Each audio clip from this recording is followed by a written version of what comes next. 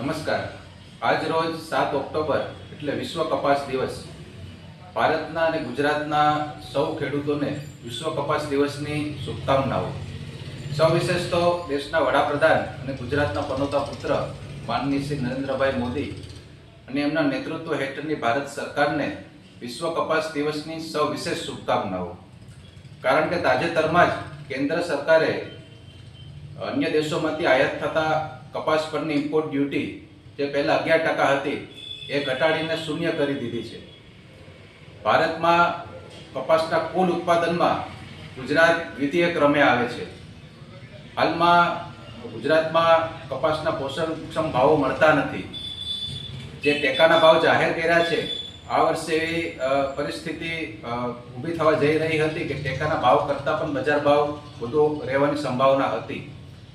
ત્યારે કેન્દ્ર સરકારે ગુજરાત અને દેશના ખેડૂતો જે કપાસનું ઉત્પાદન કરે છે એમને અન્યાય થાય અને એમનું શોષણ થાય એવો નિર્ણય કરી અને કપાસની જે ઇમ્પોર્ટ ડ્યુટી શૂન્ય કરી દીધી છે.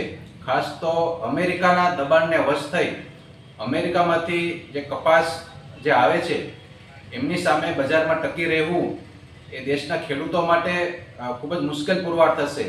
તાજેતરમાં જ હવે કપાસની જે આવક છે બજારમાં શરૂ થઈ રહી છે. ત્યારે અમે કેન્દ્ર સરકારને વિનંતી કરીએ છીએ કે કપાસની ઇમ્પોર્ટ ડ્યુટી જે પહેલાં હતી એ ફરીથી લાગુ કરવામાં આવે. અમેરિકામાં પ્રતિ ખેડૂત 54 લાખ રૂપિયા જેવી ખેડૂતોને સરકાર સબસિડી આપે છે. ભારતમાં સબસિડી છે આમ જોઈએ તો માઇનસમાં હોય છે. દેશના વડાપ્રધાને અગાઉ જાહેર કરેલું કે 2022 સુધીમાં દેશના ખેડૂતોની આવક બમણી કરશું, જે જુમલો પુરવાર થયું છે. વાસ્તવમાં તો પરિસ્થિતિ એવી નિર્માણ થઈ છે, ખેડૂતોની આવક બમણી કરવાના બદલે ખેડૂતોનો જે ઉત્પાદન ખર્ચ છે એ 2 થી 3 ગણા સુધી વધી ગયો છે. ત્યારે ખેડૂતોને સહાય આપવાના બદલે આ જે નિર્ણય કર્યો છે એ ખેડૂતો માટે મરણતોલ ફટકા સમાન સાબિત થશે. ગુજરાતના ખેડૂતો કે જે કપાસનું મબલક ઉત્પાદન કરે છે અને આ જે સરકાર છે, ગુજરાત સરકાર હોય કે કેન્દ્રની સરકાર હોય, એમની નીતિ હંમેશાથી ખેડૂત વિરોધી રહી છે. ત્યારે વિદેશી દેશોના દબાણ સામે ઝૂકી અને દેશના ખેડૂતોને નુકસાન થાય એવો જે નિર્ણય સરકારે કર્યો છે, એક બાજુ આત્મનિર્ભરતાની વાતો થઈ રહી છે, ત્યારે બીજી તરફ વિશ્વના દેશો સામે સરકારે આત્મસમર્પણ કરી લીધું છે અને એ પણ ખેડૂતોના ભોગે. અન્ય દેશોમાં વેપાર કરતા અમુક મુઠ્ઠીભર ઉદ્યોગપતિઓના હિતો ન જોખમાય એનું રક્ષણ કરવા માટે થઈને દેશના ખેડૂતો અને ગુજરાતના ખેડૂતોને નુકસાન થાય એવો નિર્ણય સરકારે કર્યો છે. દેશમાં દર વર્ષે ખેડૂતોને આત્મહત્યાનું પ્રમાણ ચિંતાજનક સ્તરે વધી રહ્યું છે. ગુજરાતમાં પણ મહારાષ્ટ્રની જેમ દર વર્ષે ખેડૂતોનું જે આત્મહત્યાનું પ્રમાણ છે એ વધી રહ્યું છે.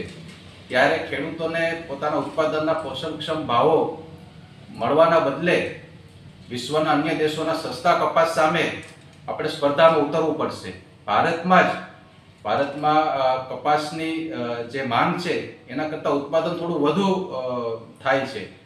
ત્યારે આ રીતે ઇમ્પોર્ટ ડ્યુટી ઘટાડી અને ખેડૂતોને જે મરણતોડ ફટકો સરકારે આપ્યો છે, આ જે નિર્ણય છે ખેડૂત વિરોધી નિર્ણય જે સરકારે કર્યો છે, એ નિર્ણય અમે આમ આદમી પાર્ટી દ્વારા અગાઉ પણ આ નિર્ણય બાદ ગુજરાતના દરેક જિલ્લા સ્તરે અમે આવેદનપત્ર આપ્યું હતું.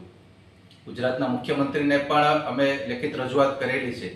ત્યારે આજે વિશ્વ કપાસ દિવસ છે, ત્યારે વિશ્વના અન્ય ખેડૂતોને અને સરકારને ખુશ કરવા માટે થઈ વૈશ્વિક નેતા બનવાની લાલચમાં વડાપ્રધાન શ્રી અને ભારત સરકારે જે નિર્ણય કર્યો છે, આ નિર્ણય ભારતના અને ગુજરાતના ખેડૂતોના વ્યાપક હિતો અને એના ભવિષ્યને ધ્યાનમાં રાખી અમે સરકારને અને વડાપ્રધાન શ્રીને વિનંતી સહ રજૂઆત કરીએ છીએ કે આ નિર્ણય વહેલામાં વહેલી તકે નાબૂદ કરવામાં આવે એવી અમારી માંગણી છે.